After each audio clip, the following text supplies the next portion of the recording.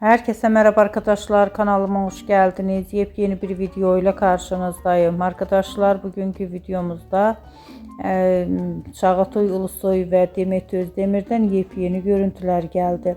Eşref Rüya dizisinin başrol oyuncularının yeni görüntülerini sizler için YouTube kanalımda video halinde sunuyorum.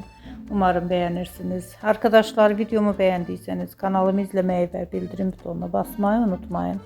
Şimdilik benden bu kadar olsun. Yeni videomuzda görüşmek üzere. Hoşça kalın.